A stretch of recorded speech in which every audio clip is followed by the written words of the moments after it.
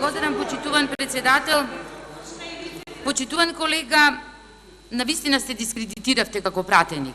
Лично, ние се знаеме и аз најдобронамерно ви упатувам до вас. Значи, ова беше говор митингашки, како на сред битола на улица да застанете и да ги викате вашите симпатизери. Денес говориме за друго, почитуван колега. Меѓутоа искористивте приликата со најгрдни зборови да говорите за градоначалникот Владимир Талевски. Јас ќе почнам со ред. Вие уште на почетокот од вашиот говор кажавте така наречен председател и дека нема многу да говорите на таа тема. Тој така наречен председател стана председател со 550.000 гласови. Само колку информација за граѓаните. Нема да се занимавате, кажавте, со правни работи околу тоа, меѓутоа тоа е суштината на денешната седница и на сите овие наназад 3 дена. За да докажеме дали некаде председателот на државата го прекршил уставот или законите. Во тоа, значи, не да сме убедени, меѓутоа цитираме од Уставот на Република Македонија, член 84, од измените од Законот за помилување и она што значи постапка на председателот за да може да не се дестабилизира државата.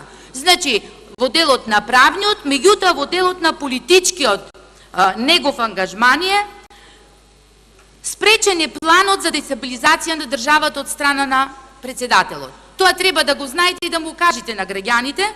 Кога сакавте насилно да ја падните власта, кога насилно влеговте во институциите и направивте ршум, односно во тие институции за да може да се изврши дестабилизација.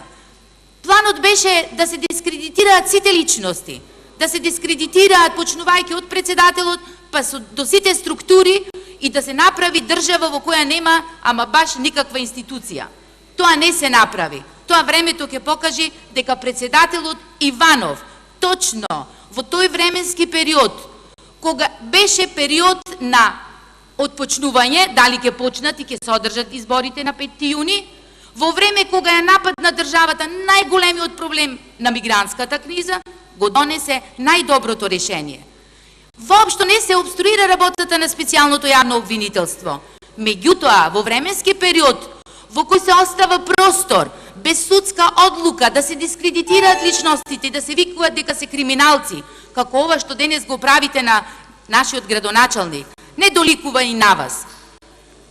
Прислушкуваните разговори кои вие ги користите не се доказен материјал.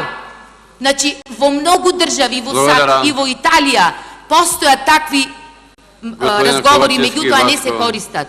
Немојте без пресуда да ги осудувате граѓаните на Република Македонија. Благодарам.